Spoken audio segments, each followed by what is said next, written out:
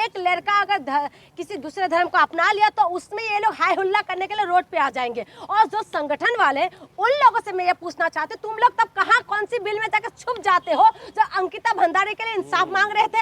इस्लाम धर्म की भी बात कह रही हूँ, जो इस्लाम को सच्चे में जो इस्लाम को मानेंगे तो वो कभी भी नफरत नहीं फैलाएंगे, क्योंकि हमने वो एग्जाम्पल देखा है। अब्दुल कलाम जी बहुत बड़ा एग्जाम्पल है हमारे देश के लिए, जिन्होंने परमाणु बम बना के गए हैं, जिन्होंने हमारे देश को एक बहुत बड़ा ताकत दिया है। संविधान हमें अधिकार देते हैं कि आप किसी भी धर्म को अपना सकते हैं, किसी भी धर्म को मान सकते हैं। ये कौन क्या खाएंगे, कौन कहाँ जाएंगे, कौन किससे शादी करेंगे, कौन किसके साथ रहेंगे, ये सारे डिसाइड यही संगठन वाले करेंगे। ये जो धर्म का जो मुद्दा है, ये धार्मिक एंगल इसीलिए दिया जाता है क्योंकि इसमें किसी विशेष पार्टी को प्रॉफिट होता है। देखिए आज देश के अंदर जो हालात है उसको देखते हुए ऐसा लगता है कि धार्मिक आजादी कहीं ना कहीं खत्म हो रहा है। संविधान हमें अधिकार देता है कि आप किसी भी धर्म को अपना सकते हैं, किसी भी धर्म को मान सकते हैं। ये संवैधानिक अधिकार है, ये किसी का थोड़ी ना दिया हुआ वो है आजादी है, क्योंकि ये संविधान हमें आजादी देती है कि हम लोग जो है किसी भी धर्म को अपना ले, किसी के धर्म को परिवर्तन कर ले, या धर्म में रहते हुए हम किसी धर्म की तरफ झुकाव होता है, पहले से चलते आ रहे हैं, ये कोई बड़ी बात नहीं है। लेकिन जब से ये सरकार आए है,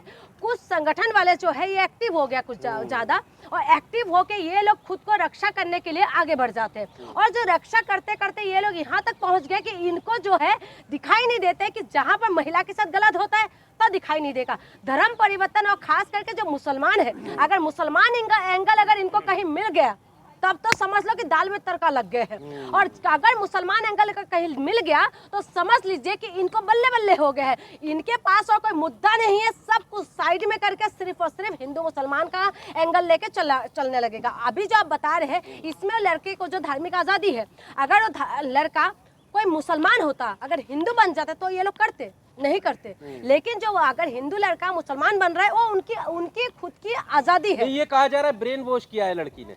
देखिए ब्रेन वॉश कौन किसको करते हैं? इतना सालों से जो है देश के अंदर क्या कुछ हो रहा है तब दिखाई नहीं देते। जो मोदी जी ब्रेन वॉश कर रहे हैं वो नहीं दिखाई दे रहे इन लोगों को कि देश के अंदर रोजगार नहीं है, देश के अंदर सुरक्षा नहीं है, देश के अंदर महिला का हाल बेहाल हो रखा है, उसमें नहीं दिखाई दे रहा है। सिर्फ और सिर्फ अगर एक लड़का अगर किसी दूसरे धर्म को अपना लिया तो उसमें ये लोग हाय हुल्ला करने के लिए रोड पे आ जाएंगे। और जो संगठन वाले, उन लोगों से मैं ये पूछना चाहती हूँ, तुम लोग तब कहाँ कौन सी बिल में जाकर छुप जाते हो? जो अंकिता भंडारी के लिए इंसाफ मांग रहे थे तो तुम लोग कौन सी बिल में जाकर छुप जाते हो जहाँ पर जो हाथरस की बेटी के लिए सब लोग रोड पे आ गए थे? तुम लोग कब जाके उस बिल में जाकर छुप गए हो? जब अभी 3 साल की बच्ची के साथ गलत हुआ तब तुम लोग कहाँ छुप जाते हो? जो छोटी छोटी बच्ची के साथ जो है गलत होते तो तुम लोग कहाँ चले जाते हो? तब वो बेटी क्या अंकिता भंडारी जो नाम है, अंकिता भंडारी है, वो नाम तुम लोगों को समझ में, कानों में ठूस लो, समझ में नहीं आते क्या हिंदू लड़की है? आयुष मलिक के ऊपर प्रेशर डाला जा रहा है कि वो वापस जो है हिंदू धर्म को अपना ले। आज देश के अंदर यही सब का हम लोग जो है इसी का ही उम्मीद करेंगे और यही होने वाला है। इसके लिए आप बेफिक्र रहिए, वो प्रेशर बनाएंगे और प्रेशर बनाने में ये लोग कामयाब भी हो जाएंगे, क्योंकि पुलिस उनकी है। तो वापस आना चाहिए मतलब हिंदू धर्म में? आए ना आए उनका अपना चॉइस है, लेकिन आज देश के अंदर कौन क्या खाएंगे, कौन कहाँ जाएंगे, कौन किससे शादी करेंगे, कौन किसके साथ रहेंगे, ये सारे डिसाइड यही संगठन वाले करेंगे। लेकिन इस संगठन वाले को ये नहीं पता कि महिला के साथ जब गलत होता है तो तुम लोग तांडव करने क्यों नहीं आ जाते हो भाई? क्यों नहीं आते तांडव करने के लिए? कहाँ कौन सी बिल में छुपे रहते हो?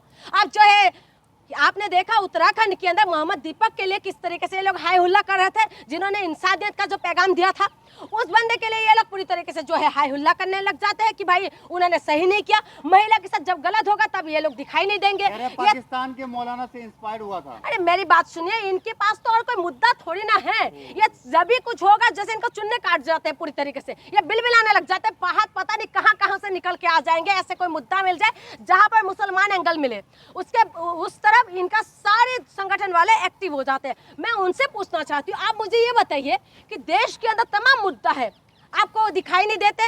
शिक्षा नहीं है, शिक्षा स्कूल बंद हो रहा है। आप लोग अगर प्रेशर बनाएंगे, क्योंकि अभी इस वक्त जो है ये संगठन वालों का ही पावर है। धर्म भी तो एक मुद्दा है ना। वो कह रहे हैं कि पहले लड़कियों को फंसाया जाता था लव जिहाद करके, अब लड़के भी इसमें शामिल। मेरी बात सुनिए, ये जो धर्म का जो मुद्दा है ये धार्मिक एंगल इसीलिए दिया जाता है क्योंकि इसमें किसी विशेष पार्टी को प्रॉफिट होता है। और ये जो है धर्म के नाम पे जो है ये लोग सिर्फ और सिर्फ लोगों को घुमाने की कोशिश कर रहे हैं। आप बताइए देश के अंदर जो है आज नौकरी नहीं है, कितना लोग पीड़ित है? ये एक ही मलिक है ना, एक बंदे ने तो इस्लाम को कबूल किया है ना, लेकिन हजारों लोग जो आए दिन मर रहे हैं उसका जिम्मेदारी कौन लेंगे? कुंभ के अंदर जो है जो भागदौड़ हुआ था वहां पर तमाम जो लोग हैं हिंदू लोग तब मर गए थे, उसका हिसाब कौन देगा? तब इनका आवाज क्यों नहीं निकले थे?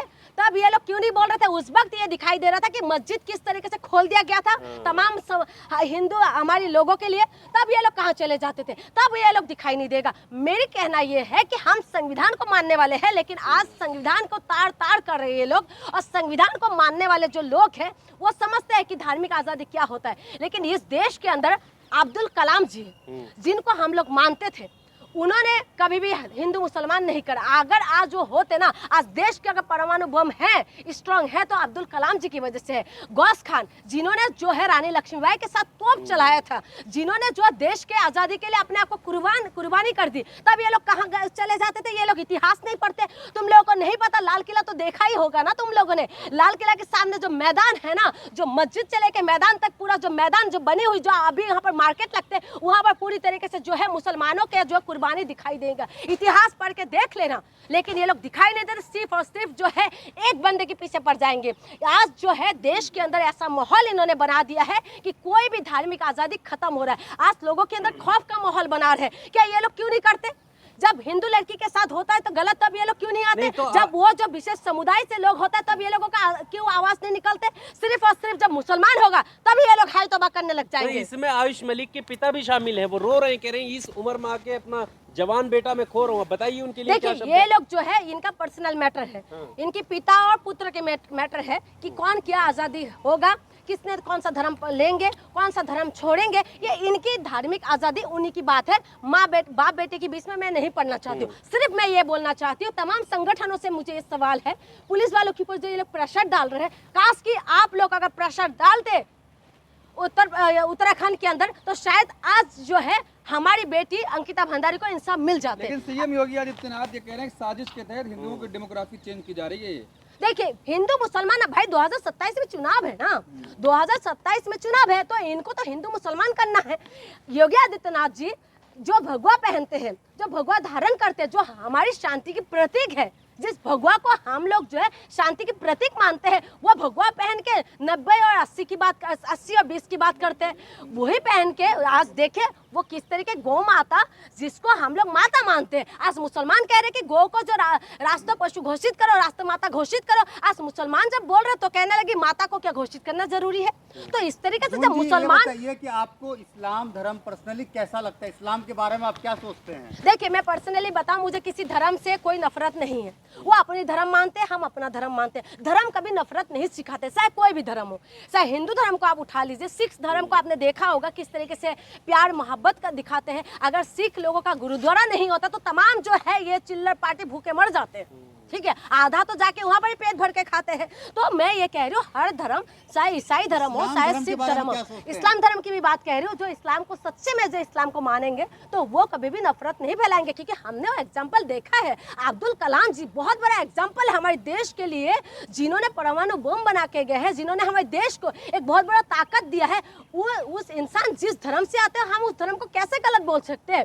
हम उसको कैसे गलत बोल सकते हैं? लेकिन कट्टरपंथी किसी भी धर्म के लिए सही नहीं है, चाहे वो इस्लाम हो, चाहे वो हिंदू हो, चाहे मुसलमान हो, चाहे सिख हो, कोई भी धर्म के लिए अच्छा नहीं है। कट्टरपंथियों के निशाने पर आयुष आ गया और करोड़पति बाप को लूटने के लिए सब कुछ देखिए, किया। मैं आपको बता दूं, ये सिर्फ और सिर्फ हिंदू मुसलमान का एंगल दिया जा रहा है और हिंदू मुसलमान का एंगल देके इस मामले को उछाला जा रहा है। आपने देखा होगा तमाम जो मीडिया टीआरपी के लिए ये काम करते हैं और ये सिर्फ और सिर्फ उछालने के काम कर रहे हैं। अदरवाइज ये कोई बात नहीं है। जिसको जो धर्म पसंद आए वो उस धर्म में जा सकते हैं। ये धार्मिक आजादी संविधान देती है, कोई बाप नहीं देते हमें।